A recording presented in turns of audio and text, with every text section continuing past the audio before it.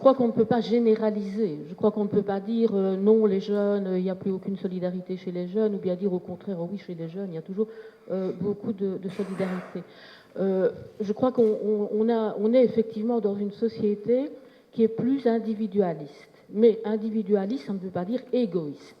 Donc là, il faut bien dire que c'est une société qui est plus axée sur l'individu, et je crois que globalement, c'est une bonne chose.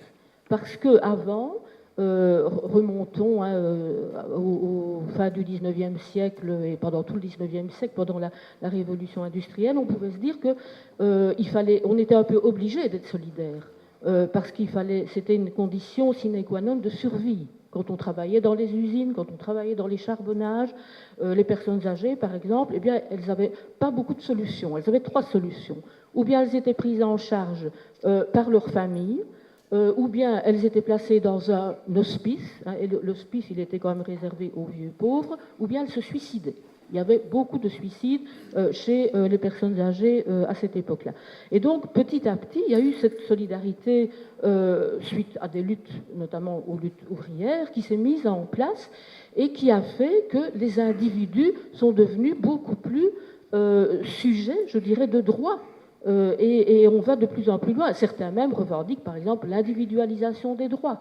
Hein, ce qui impliquerait des changements au niveau des allocations de chômage, au niveau des pensions, etc. Donc voilà, je crois qu'il y a des jeunes qui continuent à avoir un esprit de solidarité, mais c'est vrai qu'il y a aussi, je pense, on est aussi dans une société quand même de concurrence, de compétition, et chacun doit peut-être se faire sa place, peut-être plus difficilement qu'à certaines époques de l'humanité. Moi, je dirais qu'on commet souvent une erreur, c'est d'opposer la solidarité et l'individualisme. Je pense que ça, c'est vraiment une erreur d'analyse, parce que quelque part, je pense qu'on commet une erreur en considérant que la solidarité, c'est simplement de la générosité vers les autres. Je pense que la solidarité, c'est quelque part l'intérêt général bien compris, d'une certaine façon. Donc je crois qu'il ne faut pas opposer solidarité et individualisme. Je pense que, quelque part, pour qu'un individu puisse se développer, se réaliser, aller au bout de son individualité, donc on est bien dans l'individualisme, il faut aussi qu'il y ait un minimum de société et de socles sociaux qui soient garantis. Je pense que le développement de l'individu nécessite aussi qu'il y ait toute une série de garde-fous collectifs, et ça je crois que c'est extrêmement important. Et je pense qu'une des erreurs d'analyse que l'on fait, c'est de dire oui, les individus sont quelque part beaucoup plus égoïstes aujourd'hui. Non, je crois qu'on les met en concurrence. C'est clair qu'on est dans une société où on les met en concurrence. Et ce qu'il est essentiel de rappeler, me semble-t-il, c'est que pour qu'un individu puisse se réaliser pleinement, il faut aussi qu'il y ait une série de sécurités collectives qui soient garanties. Et ça, c'est, me semble-t-il, quelque chose de tout à fait fondamental à comprendre.